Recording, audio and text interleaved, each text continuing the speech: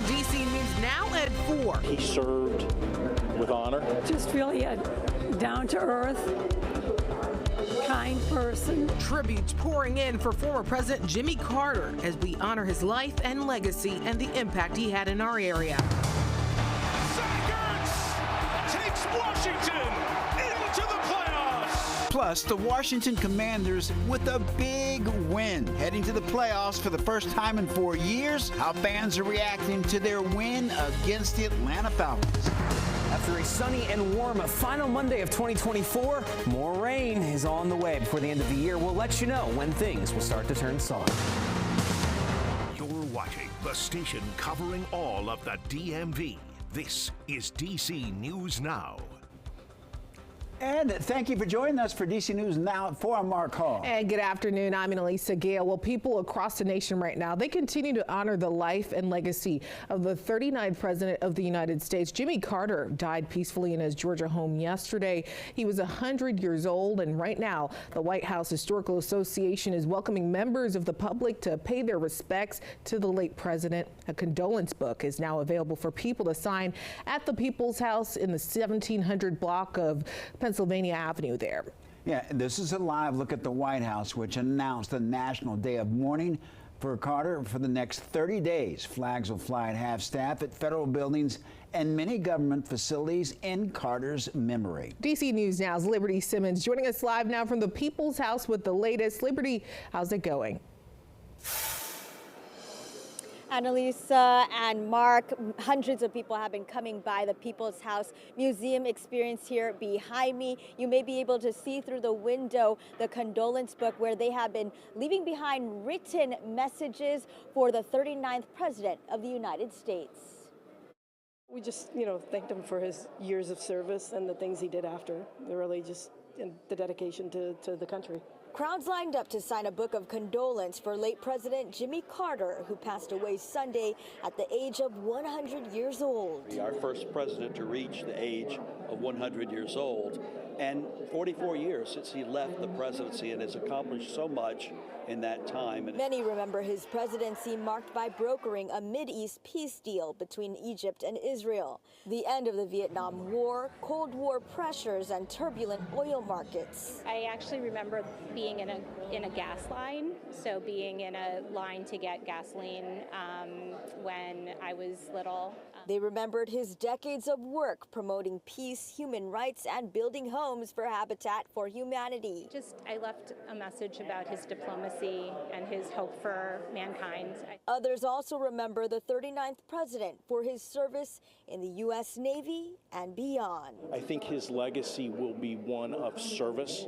His post-presidency, I think, has been marked by that, by service to not only the country but to his fellow man. And you can still come by and sign the book here until January 9th, and then the book will be given to the Carter family and eventually end up in the Carter Library in Georgia. For now, live here in Northwest DC, Liberty Simmons, DC News Now. Liberty, thank you. And looking at the 39th president and his ties to our area, Jimmy Carter was the only president who graduated from the U.S. Naval Academy in Annapolis. He graduated with distinction in 1946. And Carter also spent decades giving back to the city that he called home for 4 years. In the early 90s, he worked alongside Habitat for Humanity to build 10 new homes on Benning Road in Southeast D.C. Well, last year, we met one of the original homeowners, Karen Long, and she told us that she and her husband had the privilege of meeting President Carter. Actually came in, pick up wood, pick up a hammer. They were just good-hearted people, kind people, that had the love for want to do things, in society to make it better for others. And Carter's state funeral will be held January 9th at the Washington National Cathedral. A private interment will take place then in Carter's hometown of Plains, Georgia. Many details are still under wraps right now. Last year, President Biden let slip that Carter had asked for him to deliver the eulogy. You can stay with DC News Now as we continue to track Carter's legacy. Ahead at 4:30, we're also listening to tributes pouring in from lawmakers on the Hill, and we'll have more local reaction as well. All right, let's head over now to meteorologist Damon Matson. Damon, we talked earlier today. The sun was shining, 60-something degrees. Not a bad start to the week. Not at all. And Annalisa even said that it's nice to keep the coats away for the most part. So, yeah, we've been able to carry this part of the forecast over from the weekend. Sunday was downright warm as well. Many locations almost reaching 70. Now, we didn't quite get to that point today, but how about D.C.? 63. We have 60 on the dot. Even more of those lower 60s across southern Maryland through Annapolis, Waldorf, Fredericksburg, back over into the rest of northern Virginia. But we do have some middle to upper 50s off to the north and west. So a little bit cooler, but not by much. And this is very warm for the very end of December. Now, we have these warm temperatures despite plenty of breezy winds sticking around here today. We've had occasional gusts around 30 miles per hour, keeping things moving, but certainly not ushering in any sort of colder air, at least not yet. Now, as we head into the night, the wind is expected to calm down. We're expecting to keep a fairly clear sky as well, and that being the case, it will finally start to cool off. We'll be back down in the lower 40s before midnight here, and then by the time we wake up on New Year's Eve, we're talking about 30s, lower 40s as we kick off the last day of the year. Now, as we roll on toward 2025, can we keep this warmer air around, and is there going to be another chance for some rain before we flip over the calendars? We'll have a full look at your forecast coming up here in just a bit. All right, Damon, thank you. Well, new at 4 U.S. Attorney for D.C. Matthew Graves now stepping down. Yeah, he had the job, Annalisa, for 3 years and was first nominated by President Joe Biden. And coming in to serve as acting U.S. Attorney when Graves will leave behind will be Bridget Fitzpatrick. There, she served as Principal Assistant United States Attorney and has 15 years of federal law enforcement experience. Graves will officially step down on January 16th of the new year. All right, turning now to sports, the Washington Commanders officially heading to the NFL playoffs. In the interest of full disclosure, you called it at the beginning of the season, and I laughed at you. It was wishful thinking, but hey, we're here. You may recall, because it happened last night, that the team took down the Atlanta Falcons on Sunday Night Football in an overtime thriller. And our Ben Dennis is live for us at RFK Stadium. And Ben, obviously a lot of excitement. You talk with fans who have been waiting a long time for the Commanders, not only to get back into the postseason, but just change the culture. Walks of life. But as Annalisa had mentioned, she should have put money on it. She picked the right call on this one, that overtime win. It was a stunning win for Washington. And it's not every day the Commanders fans agree with fans from other teams across the NFL franchise. That was the case from the folks we heard today. They're excited about the return to the playoffs for Washington, and some of them are remembering the good old days right here at RFK. We have a quarterback, yes, with a capital Q, boom, yeah. Exclamation point, exclamation point. Bernard Carey is no outlier. Quarterback Jayden Daniels, head coach Dan Quinn, and principal owner Josh Harris. New leadership Commanders fans have waited years for, certainly longer than some fans have been alive. You feel good, right? Yeah. Tell me why you're excited. I was excited because the football team win every day. Not only will the team reach the playoffs for the first time since 2020, they banked 11 wins for the first time in 33 years. It's the talk of the town. A pleasant Victory Monday. I would have never thought that this was possible.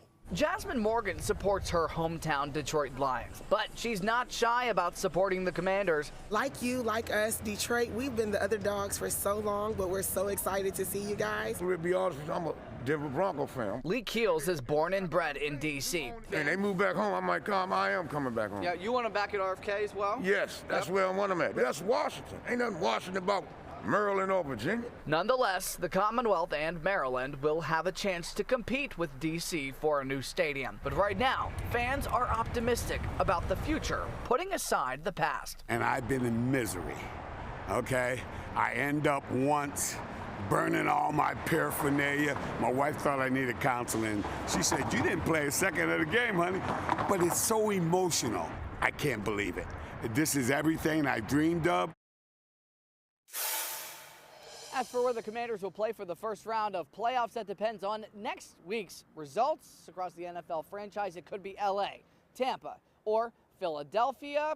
But right now, this is feeling like a holiday season gift for Commanders fans. Outside of RFK Stadium, Ben Dennis, DC News Now. All right, Ben, thank you. We're learning the name of a man killed in a Christmas Eve fire in Northwest Washington.